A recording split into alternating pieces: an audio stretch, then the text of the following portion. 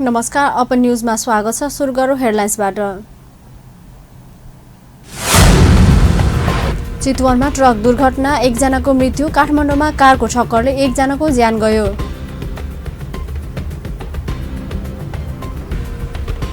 मधेसी दल नेतृत्वको प्रदेश 2 सरकार उपभोक्ता समिति बनाएर संस्थागत रूपमा डकैती गरेको काङ्ग्रेस नेता यादवको आरोप। विषादी प्रकरणमा आफूलाई समेत झुक्काइएको प्रधानमन्त्री ओलीको स्पष्टति।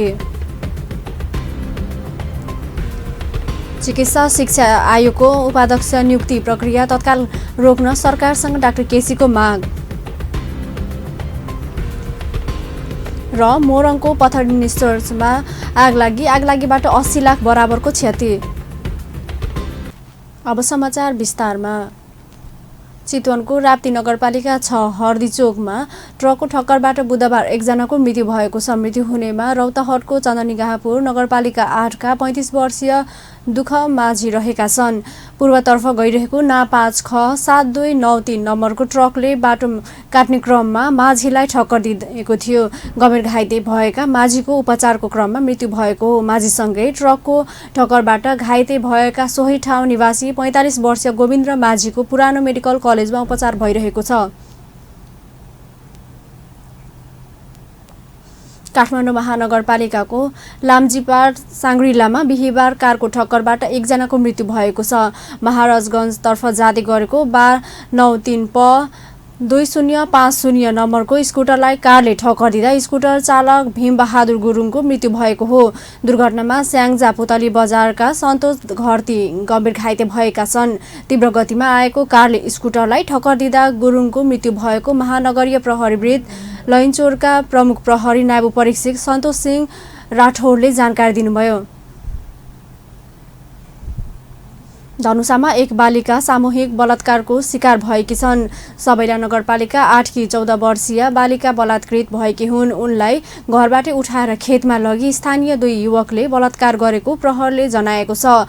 बालिकालाई बलात्कार गरिरहेको देखेर खेतमा सिँचाइका लागि पुगेका स्थानीयले हल्ला गरेका थिए। त्यसपछि युवकहरू भागेपछि बालिकालाई उद्धार गरेर घर पुर्याएको थियो। पीडितले दिएको जानकारी अनुसार प्रहरले घटनामा संलग्न दुवै युवकलाई पक्राउ गरिसकेको छ। बलात्कारी बालिकालाई जनकपुर अञ्चल अस्पतालमा स्वास्थ्य परीक्षण गराएको छ। पक्राउ परेको दुवै युवक मुस्लिम समुदायको रहेको र कारबाही प्रक्रिया अगाडि बढाइसकेको जिल्ला प्रहरी कार्यालय धनुषाले जनाउनुभयो।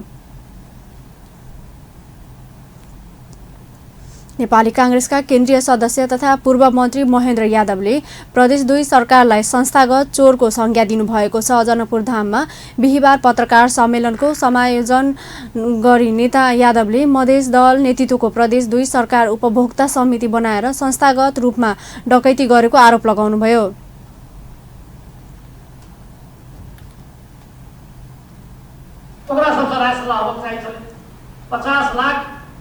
शहीद परिवार के हमसे शहीद हुए देव से घोषणा करे रहे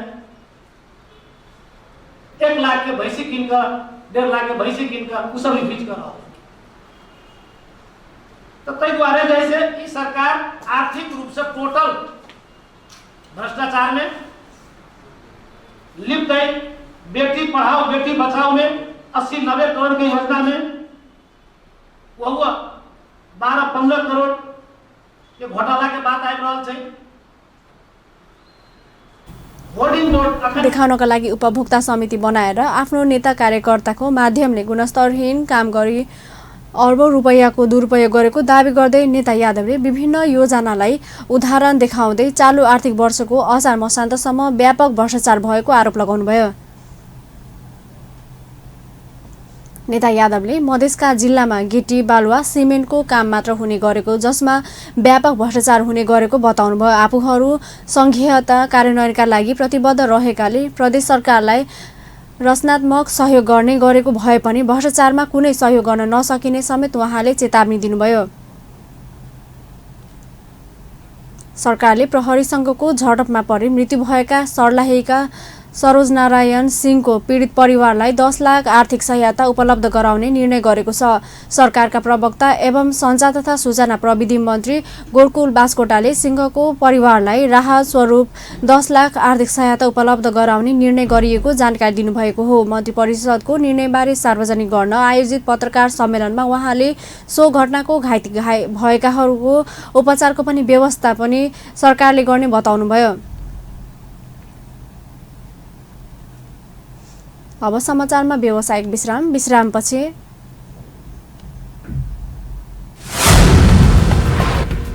विषादी प्रकरणमा आफूलाई समेत झुक्क्याइएको प्रधानमन्त्री ओलीको स्पष्ट।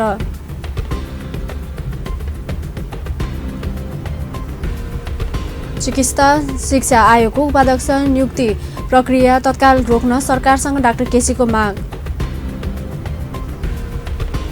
र मोरङको पत्थर निक्षेपमा आगलागीबाट 80 लाख बराबरको क्षति। विश्रामपछि समाचारमा स्वागत छ। अब बाँकी प्रसङ्ग। प्रधानमन्त्री केपी शर्मा ओलीले विषादी प्रकरणमा आफूलाई समेत झुक्क्याइएको बताउनु भएको छ। प्रधानमन्त्री ओलीले विषादी प्रकरणबारे भारतीय दूतावाससँग आएको पत्रकार आफूलाई बेलैमा जानकारी नदिएका कारण आफूले नेपाली जनताको सामु लज्जित हुनु परेको उल्लेख गर्दै माफी समेत माग गर्नुभयो। बिहिबार काठमाडौँमा आयोजित कार्यक्रममा उहाँले विषादी प्रकरणबारे भारतीय दूतावासले पठाएको पत्रबारे आफूलाई बेलैमा जानकारी नदिएकै कारण नेपाली जनताको सामु पत्र नआएको सार्वजनिक अभिव्यक्ति दिनु परेको पनि स्पष्ट पार्नुभयो। प्रधानमन्त्री ओलीले नेपाल जनताको भान्सामा विषादी हुन दिनुहुन्न भने प्रधानमन्त्री आफू मात्रै भएको दावी गर्दै आफू विरुद्ध चलाएको कुनै पनि मिसन पूरा हुन नदिने प्रतिबद्धता व्यक्त गर्नुभयो।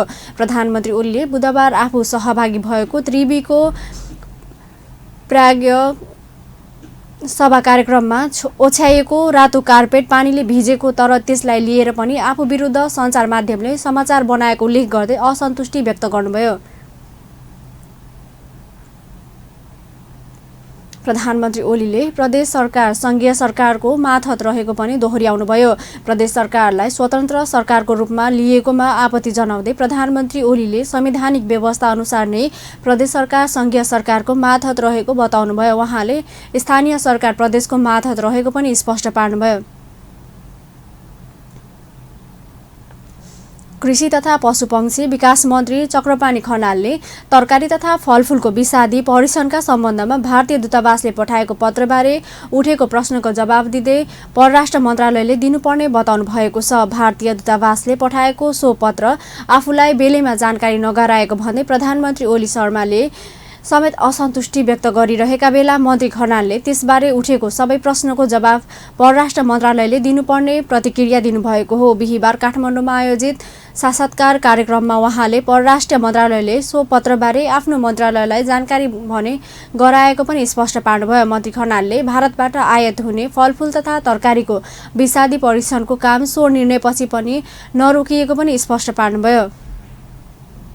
2 करोड बाँकी हामीले विभागीय कारबाही त हामीबाट होला, तर त्यसको आयो पनि हामीले त यो चेक जाँच गरेकै थियौँ। मैले भने नि त्यो दुईटा समूहलाई बढी प्राथमिकता दिएर चेक जाँच गर्ने हाम्रो ल्याबले त गरेकै थिए, अहिले त त्यही गर्ने हो। तर नाकामा सबै कम्पलसरी चेक गर भन्ने त कति व्यवहारिक हुन्छ त्यो चाहिँ त हामी सल्लाह गर्दैछौँ। त्यो सरसल्लाह गरेर कसरी मिलाउनु पर्छ त्यो मिलाउँछौँ। बाँकी चेक जाँच भएको थियो त्यो त कन्टिन्यू भइरहेछ। हामीलाई नआएको हुनाले हामीलाई पत्रको जानकारी दिएको छ भनौँ, हामी कहाँ पदार्थ पठाइएको छ, तर चाहिँ त्यो परराष्ट्र मन्त्रालयको चासो हो, त्यो हाम्रो चासो हो। त्यसो पत्रको मन्त्री खनालले तत्कालका लागि मलको अभाव नभएको पनि बताउनुभयो। उहाँले मनसुन सुरु भएकाले धान रोपाइँमा अब समस्या नहुने पनि बताउनुभयो।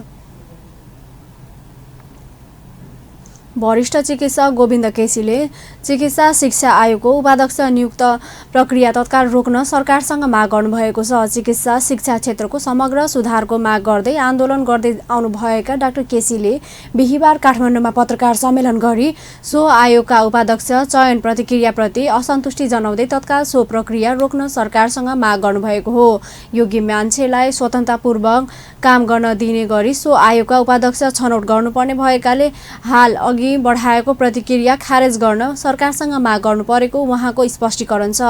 डाक्टर केसीले चिकित्सा शिक्षा आयोगको उपाध्यक्षमा योग्यतम तथा कार्यक्षमता प्रमाणित भइसकेको व्यक्ति नियुक्ति गर्न सरकारलाई सचेत गराउनुभयो। उहाँले त्यसो नगरिए सरकार विरुद्ध आन्दोलनमा जान बाध्य हुने चेतावनी पनि दिनुभयो।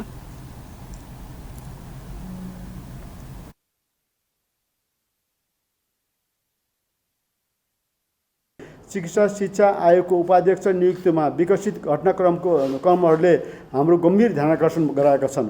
स्मरण रहोस्, आयोगको उपाध्यक्ष नियुक्ति कसैलाई जागिर खुवाउने वा कसैको स्वार्थपूर्ति गर्ने भन्दा निकै बढी संवेदनशील कुरा हो। आयोगको संस्थापक उपाध्यक्ष अयोग्य मानिस वा पार्टीको कार्यकर्ता बन्नु भनेको यस क्षेत्रमा अहिलेसम्म देखा परेका यावत विकृतिहरूलाई झनै मौलाना दिनु र चिकित्सा शिक्षा क्षेत्रको नियमन अस्तव्यस्त पार्नु हो। त्यसैले माफियामुखी प्रावधानहरूसहितको चिकित्सा शिक्षा ऐनको अपनत्व ग्रहण नगरे पनि र त्यसमा सुधारका लागि लडिरहेको भए पनि आयोगको उपाध्यक्ष छनौटको विषयमा हामी मौन रहन सक्दैनौँ। अहिले मेडिकल कलेजहरूमा मात्र नभई नर्सिङ लगायत सिटिबिटी अन्तर्गतका शिक्षण संस्थाहरूमा लथालिङ्ग छन्। मन्त्री लगायत राजनीतिज्ञहरूको स्वार्थ र मिलोमतका कारण ती संस्था पढाउने भन्दा पनि डिग्री बेच्ने थलो बने। पत्रकार सम्मेलनमा डाक्टर केसीले मिडिया काउन्सिल विधेयक, सूचना प्रविधि विधेयक र राष्ट्रिय मानवाधिकार आयोगको ऐनसँग सम्बन्धित विधेयक आम नागरिकको मुख थुन्ने गरी आएको दाबी गर्दै तत्काल खारेज गर्न पनि सरकारलाई दबाब दिनुभयो। अब समाचारमा पूर्ण व्यावसायिक विश्रामपछि मोरङको पथरी शनिश्चरमा आगलागीबाट 80 लाख बराबरको क्षति र श्रावणमा काठमाडौँको भ्रिकुटी मण्डपमा 30 विशेष मेला आयोजना हुने, मेलामा 200 भन्दा बढी स्टलहरू राख्ने तयार। विश्रामपछि समाचारमा पूर्ण स्वागत छ। अब बाँकी प्रसङ्ग। मोरङको पथरी शनिश्चर 8 मङ्गलबार स्थित वैद्यनाथ गुप्ताको घरमा बिहिबार आगलागी हुँदा 80 लाख बराबरको क्षति भएको छ। आगलागीमा गुप्ताको घर जलेर पूर्ण रूपमा नष्ट भएको प्रहरीले जनाएको छ। झापाको दमक र मोरङको सुन्दरहरचैया नगरपालिकाको बारुण यन्त्र, नेपाल प्रहरी र सशस्त्र प्रहरी स्थानीयवासीको सहयोगमा आगो नियन्त्रणमा लिएको थियो। आगलागीको कारण खुल्न नसकेको र घटनाबारे अनुसन्धान भइरहेको इलाका प्रहरी कार्यालय पथरीका प्रमुख प्रहरी नायब उपरीक्षक लक्ष्मीराज अधिकारीले जानकारी दिए। धादिङको गजुरी नगरपालिका वडा नम्बर 2 मा बिहिबार 220 किलो गाजासहित एकजना पक्राउ परेका छन्। पक्राउ पर्नेमा धादिङ बेनीघाट रोराङ गाउँपालिका 1 का 41 वर्षीय डिलबहादुर तामाङ छन्। इलाका प्रहरी कार्यालय गजुरीबाट खटिएको टोलीले उनलाई बिहिबार मलेखुबाट समातेको हो। लागु औषध कारोबारी भइरहेको सूचनाको आधारमा प्रहरी पुग्दा उनी 8 बोरा गाजासहित फेला परेका थिए। उनीमाथि आवश्यक अनुसन्धान तथा कारबाही थालिएको गजुर प्रहरीले जानकारी दिएको छ। आगामी श्रावणको 16 गतेदेखि 20 गतेसम्म काठमाडौँको भ्रिकुटी मण्डपमा 30 विशेष मेला आयोजना हुने भएको छ। महिला सृजनशील केन्द्रले बिहिबार काठमाडौँमा पत्रकार सम्मेलन गरी तीजको अवसर पारेर सदाझै यस वर्ष पनि सो मेला आयोजना गर्न लागि जानकारी गराएको हो। देशभरका महिला उद्यमीहरू सहभागी हुने सो मेलामा 30 विशेषका सामग्रीहरूको प्रदर्शनी रहने केन्द्रकी अध्यक्ष मिलु थापाले बताउनुभयो। मेलामा 200 भन्दा बढी स्टलहरू रहनेछ। 1 लाख भन्दा बढीले अवलोकन गर्ने अपेक्षा लिएको सो मेलामा निशुल्क फोटोसुट, निशुल्क मेहन्दी लगाउने, कपाल कटिङ लगायतका कार्यशालाहरू पनि आयोजना हुने सो मेलाले व्यवस्थापनको जिम्मेवारी पाएको इभेन्ट व्यवस्थापन कम्पनीका प्रबन्ध निर्देशक पशुपति केसीले जानकारी दिनुभयो। केन्द्रले यस वर्ष तीजको अवसर पारेर प्रदेश 3 को राजधानी हेटौडा र प्रदेश 1 को इटहरीमा पनि सो मेला आयोजना गर्ने लगाएको छ। यसका लागि हेटौडा उद्योग वाणिज्य सङ्घ र इटहरी उद्योग वाणिज्य सङ्घसँग छलफल भइसकेको पनि केन्द्रकी अध्यक्ष थापाले जानकारी दिनुभयो।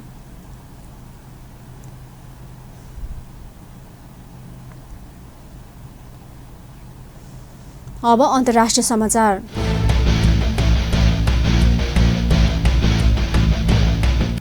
पाकिस्तानमा बिहिबार 2वटा रेल दुर्घटना हुँदा 10 जनाको मृत्यु भएको छ। पाकिस्तानी रेल अधिकारीहरूका अनुसार पन्जाब प्रान्तका रहिम यार खान 2वटा रेल दुर्घटना भएको थियो। प्रहरीका अनुसार लाहोरबाट आइरहेको रेल र क्रसिङमा राखिरहेको सामान ढुवानी गर्ने रेल दुर्घटनामा परेको छ। स्थानीय प्रहरी अधिकृत ओमर सलामतले 66 जनाभन्दा बढी घाइतेको उद्धार गरिएको जानकारी दिएका छन्। भारतको बेंगलोरमा बुधबार राति भवन भासिँदा 3 जना नेपालीको मृत्यु भएको छ। घटनामा बझाङको थलारा गाउँपालिका 2 बगडाका एकै परिवारका 3 नेपाली सहित 5 जनाको मृत्यु भएको हो। घटनामा अन्य 7 जना घाइते भएका छन्। मृत्यु हुनेमा बेंगलोरको शिवनगर स्थित साई आदि अब्लम अपार्टमेन्टमा सुरक्षा गार्डका रूपमा काम गर्ने बगडाका 28 वर्षीय नारायण खड्का, 26 वर्षीय निरु र 4 वर्षीय अनुष्का छन्। मृत्यु हुनेमा अन्य 2 जना भारत बिहारका रहेको जनाएको छ। अन्त्यमा हेडलाइन्स पुनः एकपटक। चितवनमा ट्रक दुर्घटना, 1 जनाको मृत्यु। काठमाडौँमा कारको ठक्करले 1 जनाको ज्यान गयो। मधेसी दल नेतृत्वको प्रदेश 2 सरकार उपभोक्ता समिति बनाएर संस्थागत रूपमा डकैती गरेको काङ्ग्रेस नेता यादवको आरोप। विषादी प्रकरणमा आफूलाई समेत झुक्क्याइएको प्रधानमन्त्री ओलीको स्पष्टति।